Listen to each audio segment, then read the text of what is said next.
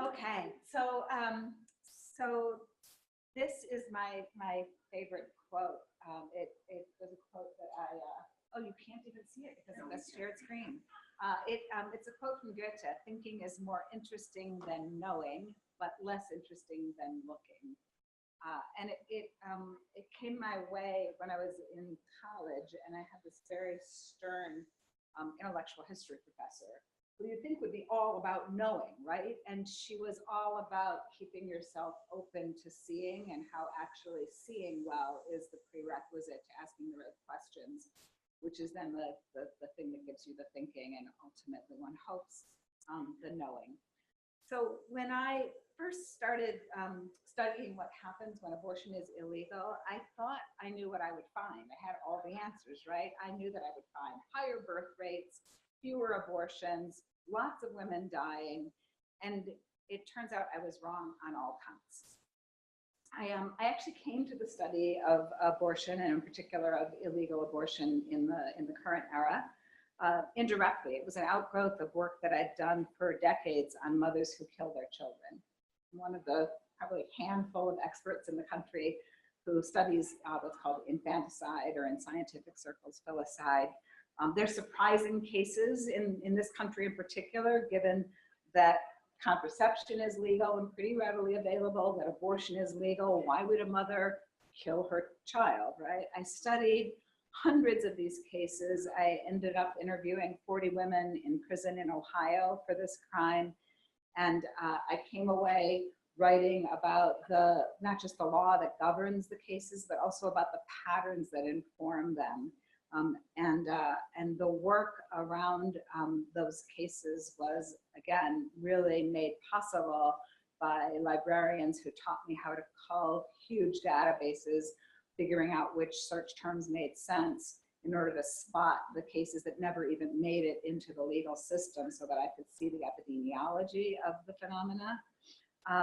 When I was in Ohio interviewing the women who were incarcerated, one of the first questions that I asked was, well, why didn't you have abortions, right? Like, why? And it turned out that the women in prison for killing their children in the States didn't want abortions. In fact, many of them really wanted their children. The babies who died at their hands had died really as a product of the chaos in the women's lives. Extreme isolation, trying to parent alone, in deep poverty for the most part, facing challenges that existed in their lives prior to having children, challenges in terms of mental health, in terms of addiction, as well as the shame and stigma that surrounds what we do when we're struggling with mental health and addiction. It occurred to me as I began my life here in California around 14 years ago, it occurred to me to wonder whether the patterns around maternal filicide or infanticide look different in countries where abortion is illegal.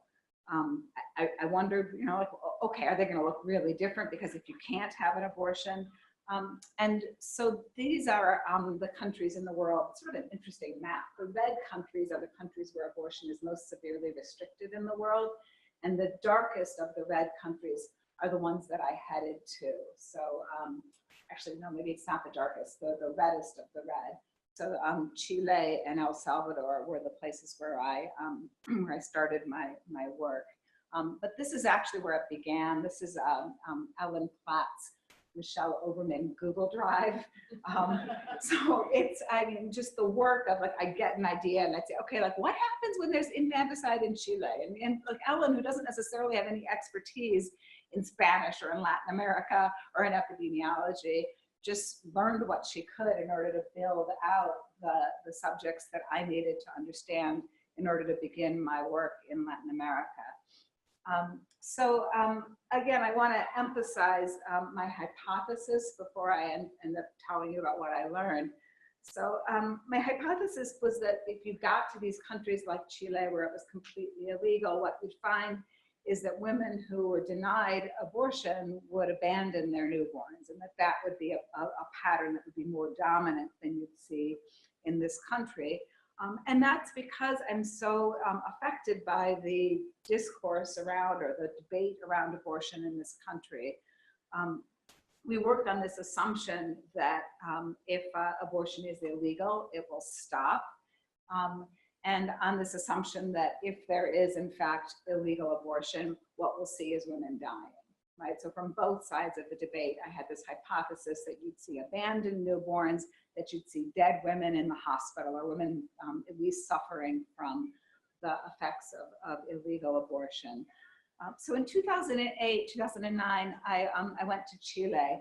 And I, again, with the help of Ellen, I was able to identify folks that were expert there, to make contact with them, and to set up a lot of interviews. I met with doctors. I met and worked very closely with a lawyer who had handled virtually all of the defenses of women charged. There are not a lot of women charged, of doctors charged under their abortion law. And I was, again, I was all about just look, I'm just going to look to see infanticide. That's what I'm interested in. But once I got there, I got really distracted, because as I was poking around looking for what happens when women kill their kids, I found that there were actually really no women dying from illegal abortion in hospitals. I also found that there were very few prosecutions, fewer than 5 abortion prosecutions a year in the years since 1989, when Chile became the first country in the world to completely ban abortion under all circumstances. One of the first doctors I interviewed, Dr. Ramiro Molina, said, you can buy abortion drugs on the street anytime you like. And this is back in 2008. Just sort of opened up his computer and on Google plugged in misoprostol, which is the name of the most widely used abortion drug. And there it was, guys in backpacks selling misoprostol on the Alameda, right? So I wondered to myself, well, what's the point of banning abortion if the law is that flagrantly violated and that infrequently enforced? I came back to the States, and I was kind of scratching my head on where to go from there. Scratching really hard, in part because I work at a Catholic university. And so to work head on explicitly on abortion felt like, well, this will be a new step. I had early on in my career at Loyola in Chicago, come up on the wrong end of an institutional debate when my work on pregnant addicts seemed to threaten the prevailing dogma of the university. So it wasn't something I took lightly, but I've been blessed not only in my reference librarian, but also in my university, because Santa Clara as a Jesuit university is really committed to the intellectual endeavor.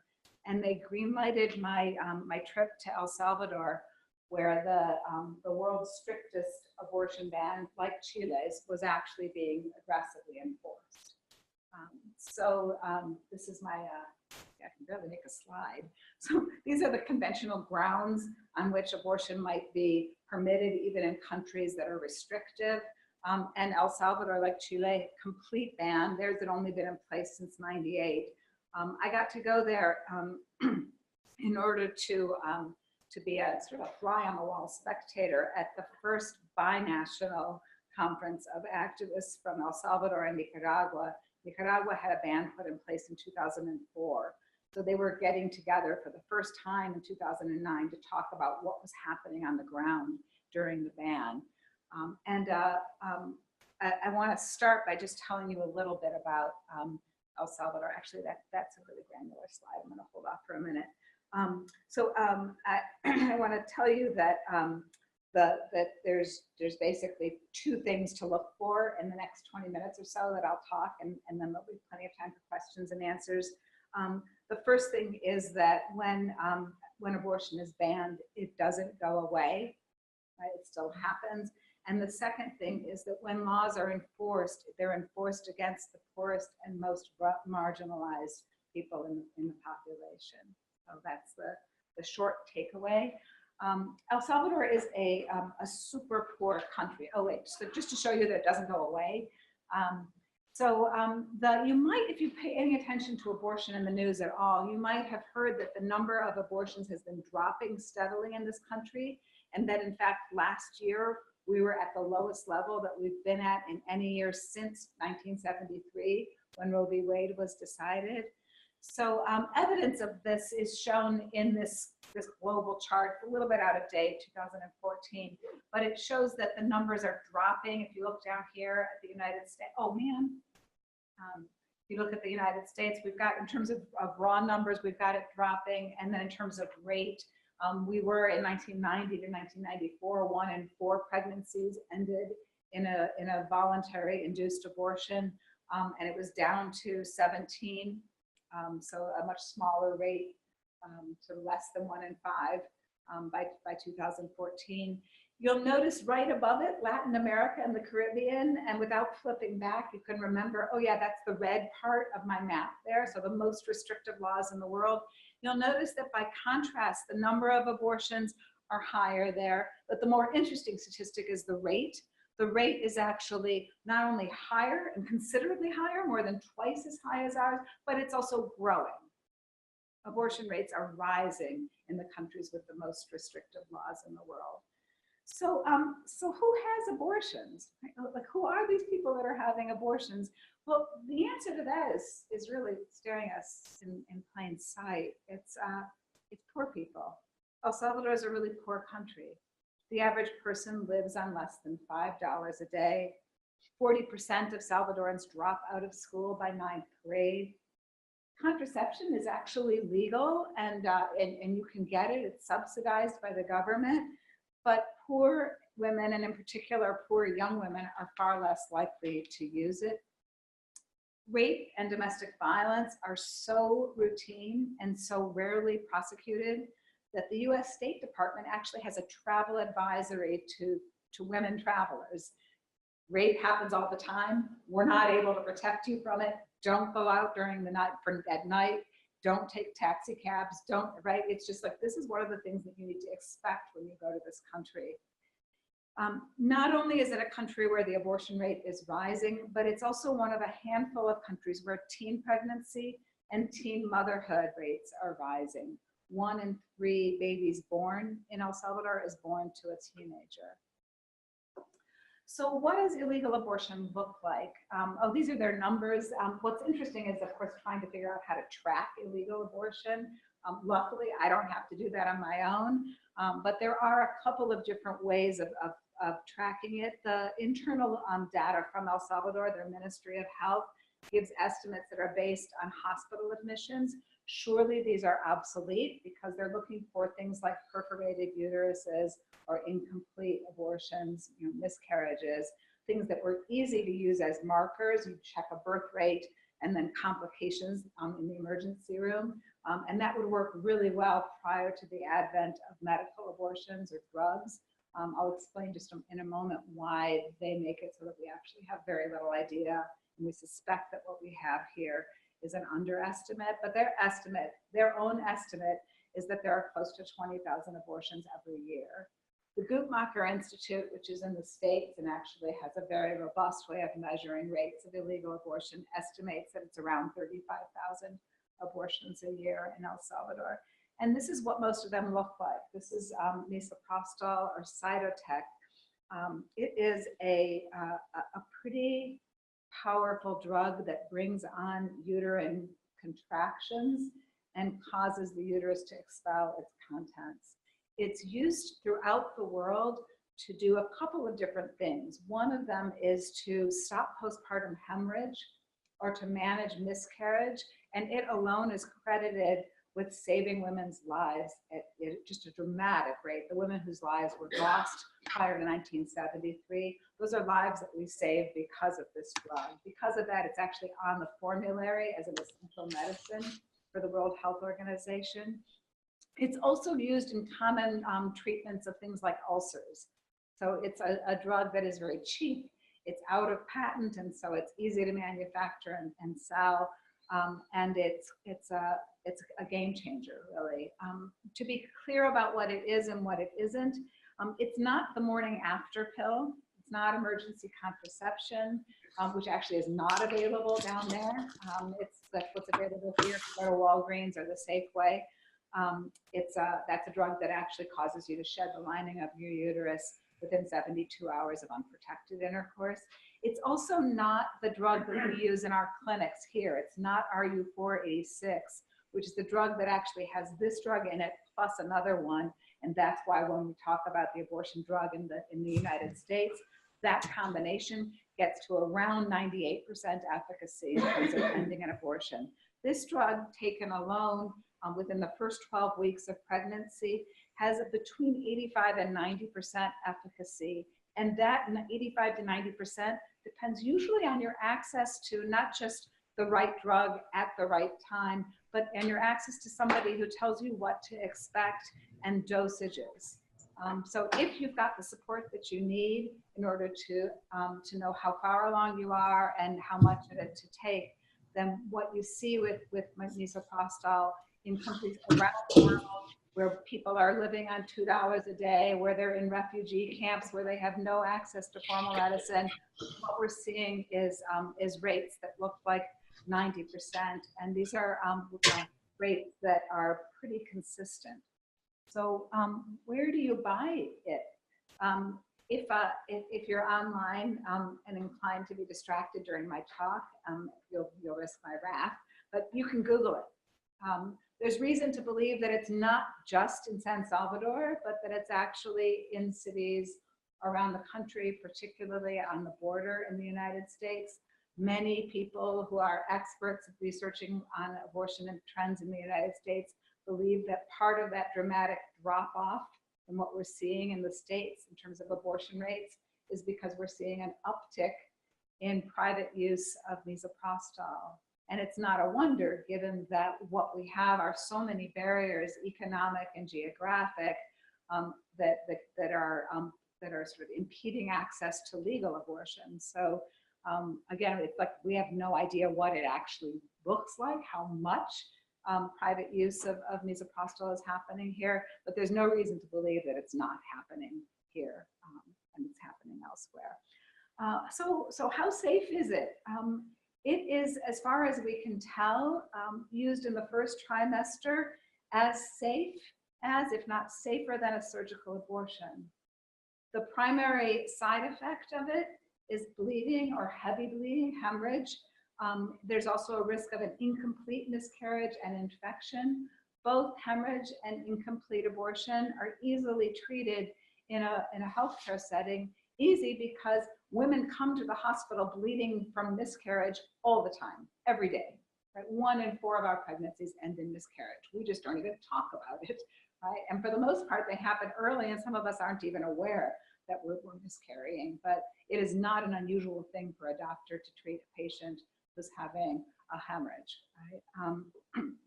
The statistics that are stunning in terms of the success rates come when you look at how deaths related to illegal abortion have shifted over time. And this is just 1990 and 2008.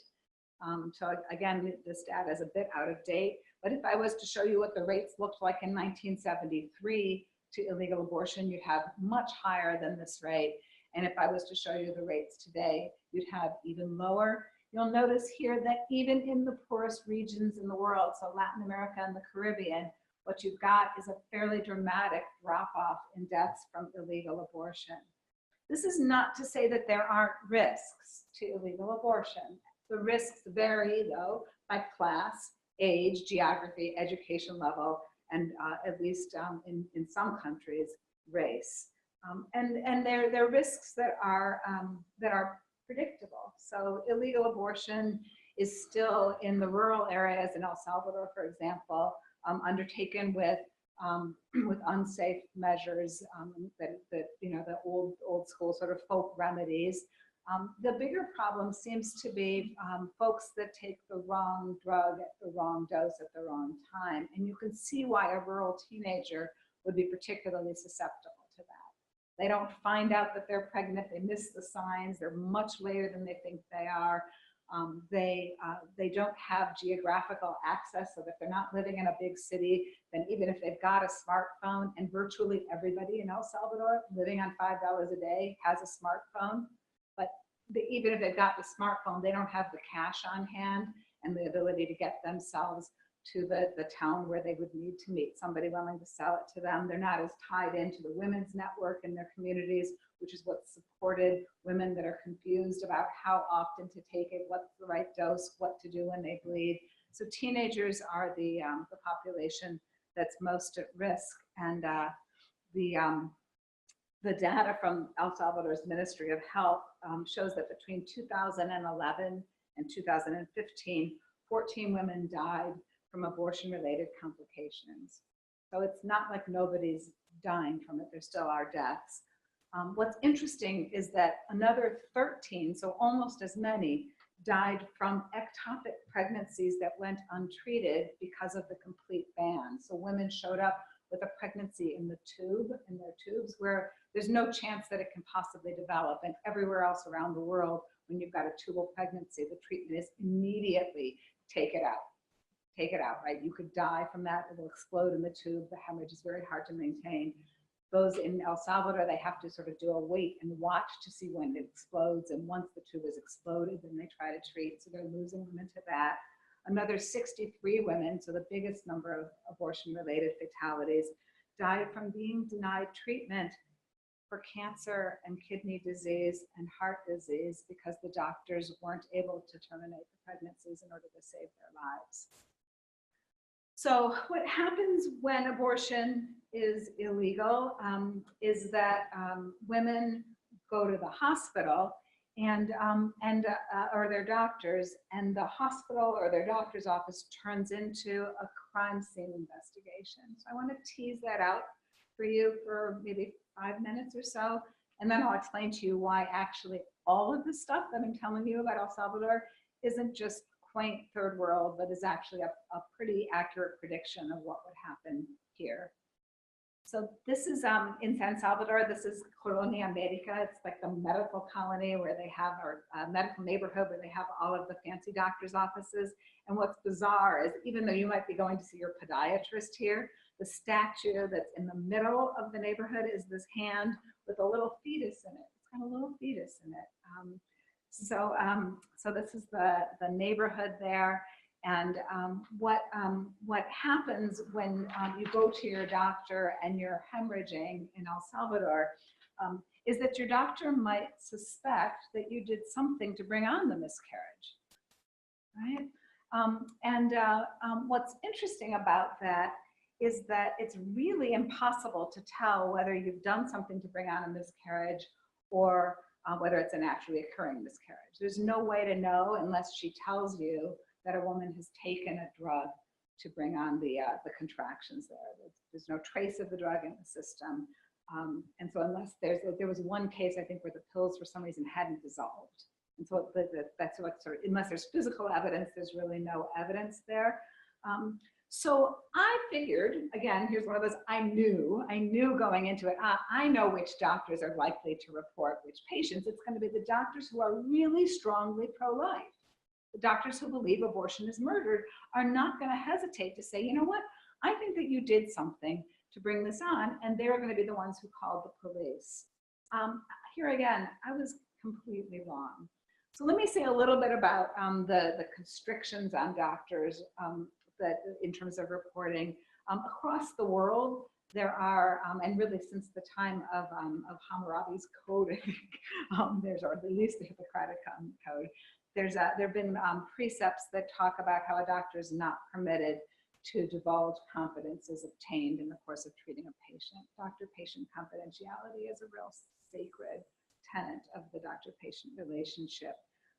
In El Salvador, they actually, in order to encourage doctors to report, because you can't enforce your abortion laws without getting doctors to make reports, in order to do that, prosecutors actually toured hospitals around the country in 1998 when they passed the ban, and they warned doctors that they had a duty to report their patients because the patients had broken the law. Of course, because the doctors are also bound by, and that ethical precept of confidentiality has been enacted into the law, the doctors can't be prosecuted for not reporting, but El Salvador passed a law that allows them immunity if they do choose to report. So it becomes like a child abuse report, right? So again, I went into this thinking, I know who's going to make those calls. It turns out that I was totally wrong. the most comprehensive study of abortion reporting in the country. Researchers went to every single police station throughout the country. It's a small country, you can do work like that.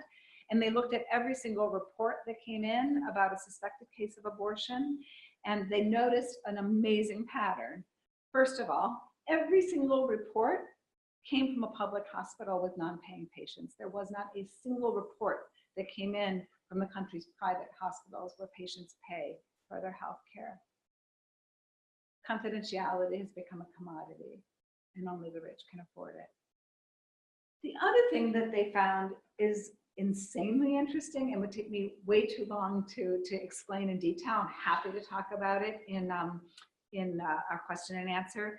But what they found was that although there were 129 arrests or reports, investigations, only 49 went forward. Of those 49 that went forward, the overwhelming majority actually involved not early term miscarriage/abortion, but instead a fetal demise, an obstetrical emergency that happened with a baby born at 7 months or more gestation. There were women who were from the poorest sectors of the country. This is Cristina Reyes. She's the first woman that I interviewed on this. She tells the story of having contractions one day in bed. She was 7 months pregnant, excited to be pregnant, living with her mom. She had left the rural countryside where she'd been living with her baby that she'd had when she was 14 and her grandmother. And she moved with her baby to the city, carrying her pregnancy, went out and took the money they were going to spend on a shower and actually bought fresh clothes for the baby. And then one day in bed had extraordinarily painful contractions, got herself to the bathroom, delivered the baby in the toilet. It died. Mother took a tin can that had all of the money that she earns every day, flipping pupusas that she makes out on the grill in front of her house, took all that money, begged somebody to take her to the hospital, got to the hospital where she was arrested. And then the things that happen to poor people everywhere happened to her. So she got a really bad lawyer. The lawyer didn't put on a decent defense. There was no money for an expert to explain what had happened. And clearly what had happened in retrospect was that she had an appendectomy with an infection that had never been treated, that appendectomy triggered all kinds of complications in the pregnancy, which went undiagnosed because she's poor, that the preterm labor was precipitous and in a way that was predictable, again, because it's a second baby, and second babies often come much faster. And that there was no mens rea, right? That there was no intention at all to take the life of her child. It took her years, though, and to run into years in prison to run into the lawyer who was able to, once he picked up the case, within a matter of weeks, have her be exonerated. So, and that's her. That's the little grill in front of the house there. This is another woman whose story is a lot less happy because. When she was, this is the same sort of fact pattern, but when she was in prison, she developed Hodgkin's lymphoma and should have been easily treated. They didn't diagnose it, and so she died. So all of it would happen here. I came back from El Salvador. Ellen helped me to gather information on abortion prosecutions, like abortion laws, what do folks think is going to happen here. I decided that I wanted to go to a place that was as red as California is blue, and to talk to folks who have made it their life's mission to make abortion illegal. And I wanted to do it not because I think, oh gosh, you're so stupid, but I actually wanted to know what they think will be different if abortion is illegal. So, how are you using the law? What's the world you're trying to get us to? So I decided on Oklahoma as a venue, in part because it was, once I found Oklahoma City Law School and realized, oh wow, you guys have trained basically all the legislators, the judges, there's like a node. I can plant myself there and it'll be super easy to build out my network. And it was. I met with lawmakers and activists and doctors, and it was like a really amazing adventure, in part because it enabled me to develop the skill set that I needed to be able to talk across abortion lines about what I think is likely to happen here, because I don't think it's a world that anybody wants. So here's why I think it'll happen here. Abortion won't disappear. It'll remain legal in some states. Abortion drugs, though, will be everywhere. I mean, if you don't believe me, then think about painkiller epidemics and how well we've been doing at controlling that. The restrictive laws that we have will predominantly affect the poorest and most marginalized folks in this country, because they already do. Law enforcement will disproportionately target poor women. For the best real description of that, the New York Times has just finished an 8-part series of really unprecedented editorials from the editorial board talking about the prosecution of women around pregnancy-related crimes. The pro-life position, to be clear, is that they don't want to punish women. They see women as abortion's second victims. But abortion drugs make the doctors who had been the target of abortion prosecutions obsolete. There are no doctors anymore. There's no doctor to punish. So even in states that are committed to punishing doctors and not women, you'll have these cases in which some doctors will see some women, generally across a divide of class and race, and they'll see them and suspect that they've done something. The less relationship they have with those women, the more likely they are to suspect. And we know from El Salvador, the more willing they'll be to report. We've already seen this pattern in this country, and there's no reason to expect that it's going to stop, because it's a pattern that's triggered by individuals rather than official policy. All it takes is an individual to pick up the phone to a police officer or to a prosecutor to set the whole system in motion. So I want to say a word about banning abortion, because it's not that it simply doesn't have an effect in dropping the rates. It also has this indirect impact that we're likely to see here. So the indirect impacts we're likely to see is the rise in teen motherhood. And we'll see that just because they have less access to the systems that will be in place to keep the rest of the population able to end an unwanted pregnancy.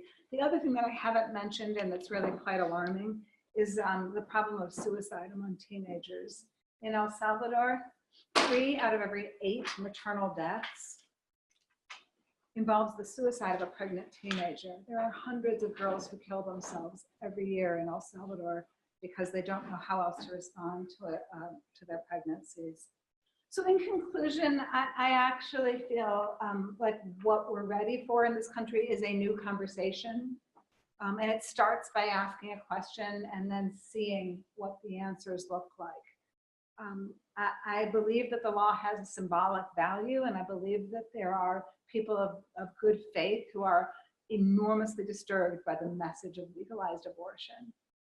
And I want to find a way to engage with the moral messaging piece of it. But honestly, I don't know how we begin to limit the number of abortions without dealing with what causes folks to want to end an unwanted pregnancy in the first place. So although I'm a law professor, I think the future of talking about abortion must be a future in which we talk about the cost of motherhood and class. So I'm going to stop there. Thanks for your polite attention. I don't want to compete with lunch. So if we want to, you have time, so we can do Q&A. Yeah. Thanks. Yeah, actually, I have a couple of questions. You mentioned that you were speaking with and made contact with those who were pro-life in Oklahoma. Yeah. Did you distill what their ideal worldview was? Yeah. Any place, or can you tell us what the world would be like in their minds without abortion? Yeah. So the conversations were complicated by virtue of the fact that we don't trust each other. So that if you ask straight up, what do you think will change? What they hear is, nothing's going to change. Your idea is ridiculous, right? So what became clear is that the abortion war only requires that you sign up for one of the two teams and say you want it legal or illegal, and that it doesn't, neither side has really been required to ask the hard questions about, well, what comes next, right? I mean, pro-choice people like me don't really spend much time thinking about what are the conditions that give rise to abortion, right? We're restricted to just like keep it legal, right? And same with pro-life people. We elect like they elect, we elect legal representatives based on their voting record on keeping it illegal. So it was actually really hard to get current lawmakers to talk with me about how the world would change. The wisest among them, and the ones who I felt that the conversation was really safe and deep, said, well, what will change is that the government will stop messaging out that it's an okay thing to have an abortion. So the moral message will shift. And then they added, and of course, kids like my daughters will travel. So there wasn't an expectation that wealthy women would not have access anymore. There was an expectation that you'd get a better message and that the message wouldn't necessarily cause a huge behavior shift. The other thing that they said that was really interesting was, wow, it'll be a bloodbath on the right. Meaning you've got, right now, the debate has been dictated by the extremes, and the extremes are, we want it legal no matter what, all circumstances, and the other extreme is we want it illegal no matter what. And on the right, what that's going to trigger is a split between folks who say, you know, I need an exception for rape, which doesn't make much sense to the folks who are saying it's a life from the moment of conception.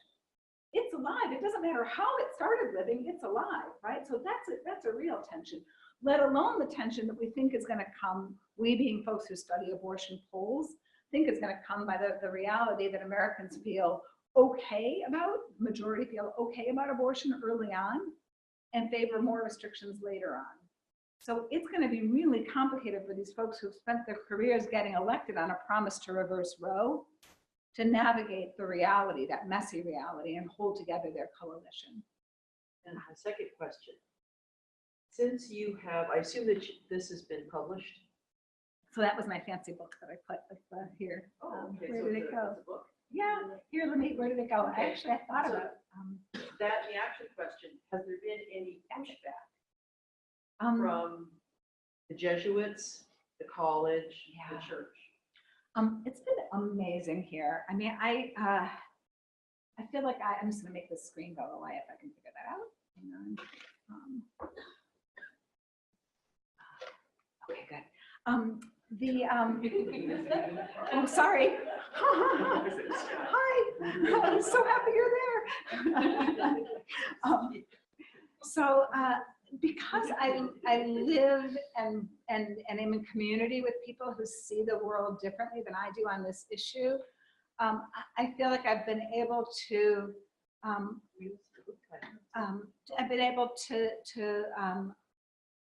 speak about it in a way that gives room for a diversity of opinions, so that I'm a book launch party that Santa Clara held on campus here for me. The president of the university, who's himself a Jesuit priest, came to hear the talk. Right? I've been in the past year, I've been in a deep and ongoing conversation with a woman from Baylor, who's a pro-life professor there, who read a couple of pieces that I had early on when the book came out, and heard in my tone the desire for a new conversation. And so Santa Clara brought her out last fall, and she and I had this conversation among enemies in the abortion war about how to actually talk about this issue without resorting to name calling.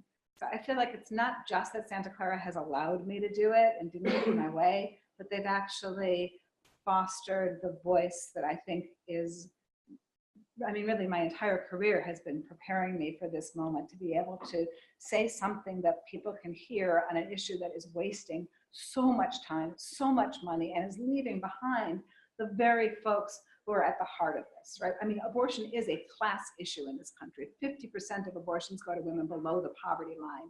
There's only 13% of the population. Half of abortions go to them. 75% are going to women within 200% of the poverty line. Women have abortions when they can't afford to have a kid. Yes, there are other reasons for having abortion, and not being able to afford to have a kid is a complicated term. It's nuanced. You might not be able to afford it because your job doesn't have flexibility, or because you want to finish school, or because you need to be married or have 2 incomes to do it. All of that, though, reduces to money. It reduces to sound or unsound government policies that we put in place that shape whether you have an abortion or have a baby. Right? There's common ground there, and because I'm at a place like Santa Clara, I'm able to spot it and point my ship in that direction. So it's been, I mean, I can't say enough about this place. It's been great. When you talk to folks in Oklahoma, did you deal with any of the pro-life groups, asking them what are they doing? Because this is a poverty issue, what they're doing along those lines. Yeah. Do I have to repeat the question for our friend who's on Zoom? Sure that we're sharing the right screen. So, the question is, did I get to actually talk to some of the activists who are pro-life in Oklahoma? And the answer is yeah. I had an essay actually published in the Times last January, the New York Times, about my visit to a crisis pregnancy center in Oklahoma that was really quite mind-blowing for me. So early on, I connected with an activist and a legislator, both of whom said, you know, you should go talk to the women at this one particular crisis pregnancy center. They do really interesting work. So I did, and it was mind-blowing because the rap that crisis pregnancy centers get on the left in my pro-choice circles is these groups are out there to fool women into believing that they can't have an abortion. They give them false information about, oh, abortion causes breast cancer, or abortion will lead you to commit suicide, or your baby is this and that, right? So the idea that I was going to go and hang out there for a day was a little daunting. And I tried to be really clear ahead of time, like, this is who I am and this is why I'm coming to you. I'm from the other side, right? It was clear within minutes of getting there that the women who come in that door are not stupid women fooled by the clever advertising. They're women who have a crisis because they'd like to be able to keep the baby, but they're homeless, they're addicted, all their kids are in foster care, they're couch surfing, they don't have a job, they're undocumented. Like, those are the women at the heart of our abortion war. And the women at this clinic there were like, yeah, they're giving out onesies and saying that they're cute and they're doing ultrasounds and showing the fingers and toes, but they're also saying, let us get you signed up for Sooner Care. Even if you're undocumented, you can have health insurance. They'll boot you off of it the minute you have the baby because you're just an undocumented person once you've had the baby. But like, you can have health insurance now and your baby will have health insurance afterwards. Right? Let us figure out whether we can get you some subsidies for housing. They actually had to break off from an international group called Birthright because they took their private donations and bought a house, which is a shelter for women who can't afford to live anywhere else and want to have the baby. So they've got a shelter in place for 5 women, that's all they can take at a time, and their children, because women who have abortions, the majority already have kids. They give them it's a sober living situation, so they've got meetings, there's a vocational counselor, there's an advocate who helps them get reunited with the kids they've already lost to the system. Right? I mean, they have like little reunions when they've graduated, they're able to stay there for the first 3 months after they have their kids. It's 5 women at a time, and it costs them almost all of their charitable dollars. But my God, if I'm pro-choice, I want to support that choice as well. So my conversations with them really opened up for me the common ground.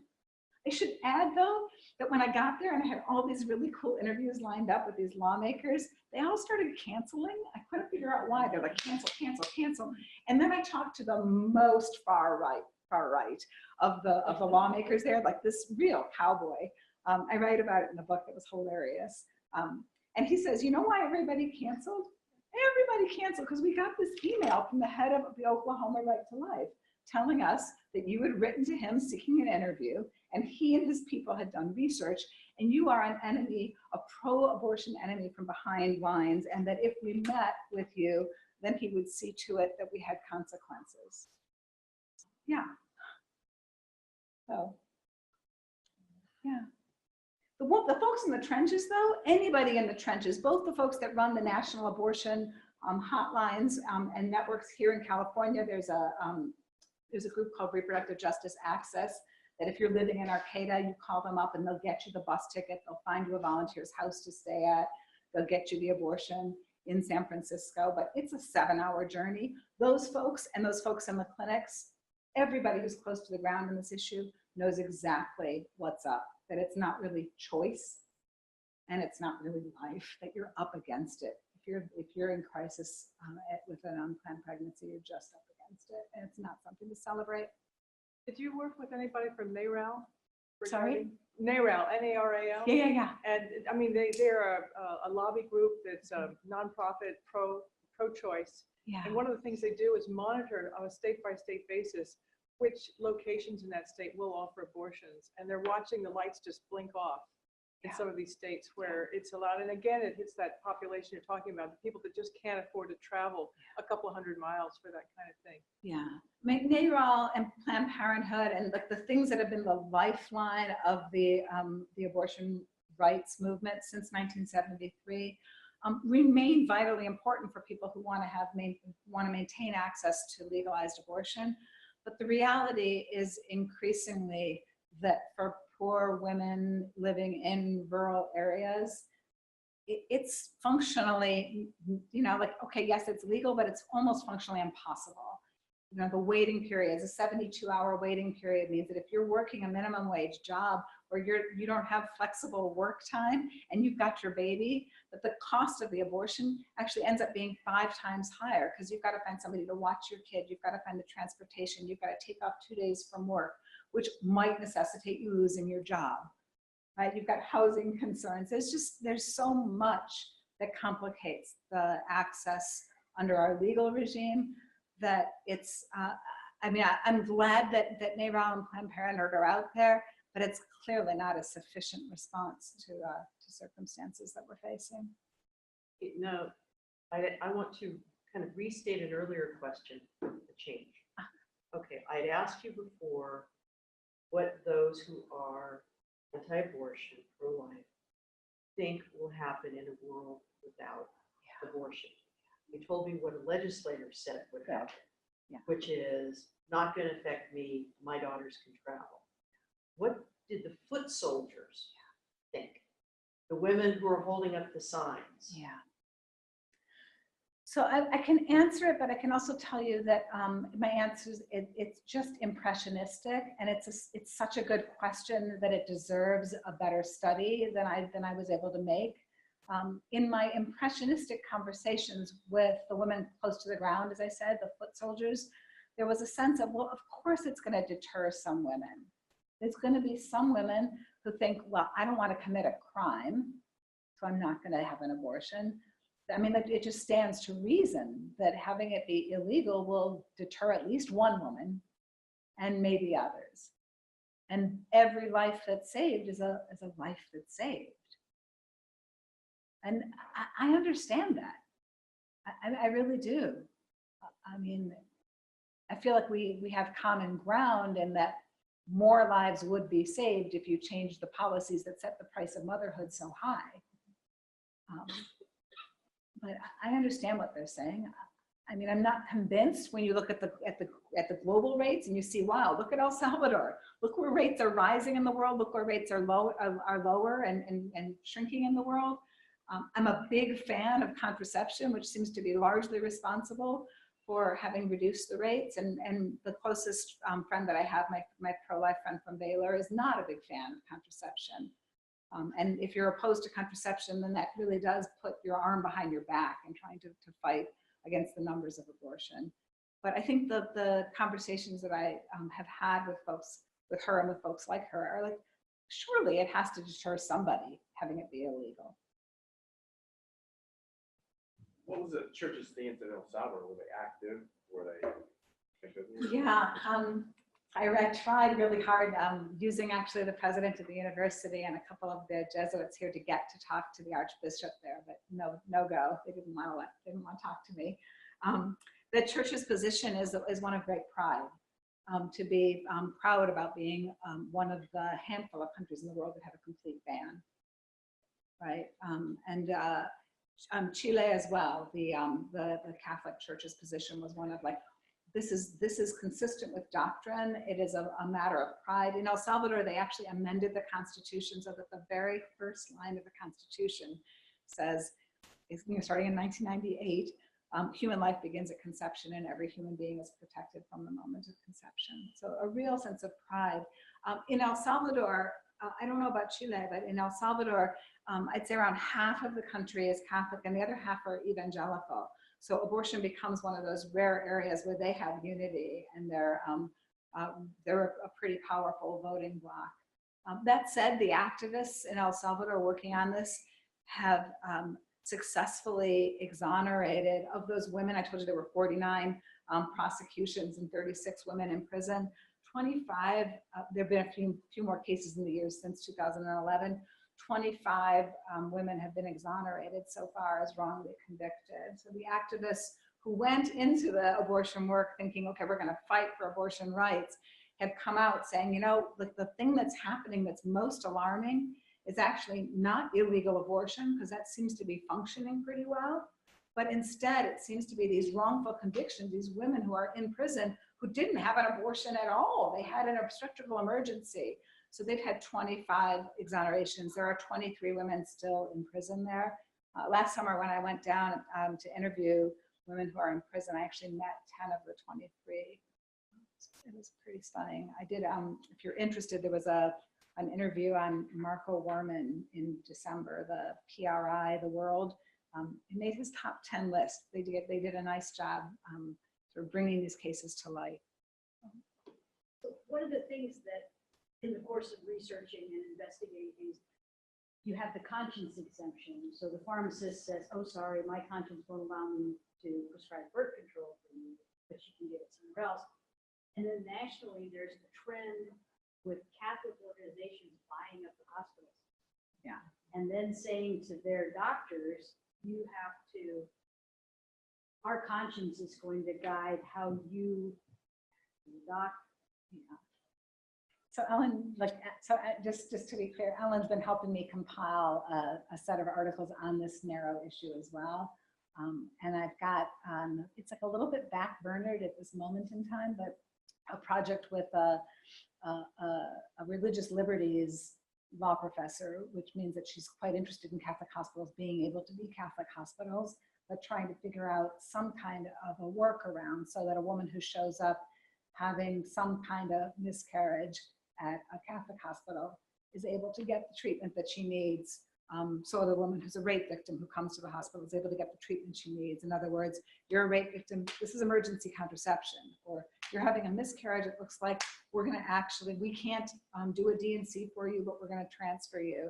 At this point in time, there are roadblocks to that. And I think that the politics of the abortion war have the right feeling pretty giddy right now. Like it's all kind of breaking their way. So it's not the right moment for brokering that sort of compromise. Unfortunately, I suspect that the way that that right moment will happen is there'll be a disaster. Right? There'll be a woman who doesn't make it when they've sent her home because she's miscarrying and they can't do a D&C. And that might actually facilitate that project, but we're working on it. It's, yeah, I mean, the legalized access, for those of us just focused on the law, really doesn't begin to describe the barriers to access that exist in the real world. Commenting on that, it brings the whole Hippocratic Oath into a really odd situation where you're supposed to do no harm above and beyond anything else. And when a doctor is working for a Catholic hospital and something like this comes up, what rules? Yeah. There's a doctor at University of Chicago who's actually done super interesting qualitative research with the doctors trapped in these or struggling with these situations. And it's, I don't know how you do it. I mean, really poignant. I mean, clearly if you're going in as an OB-GYN, you know ahead of time, this is what you're signing up for, but for emergency room doctors, it's like, you know, it's really shocking.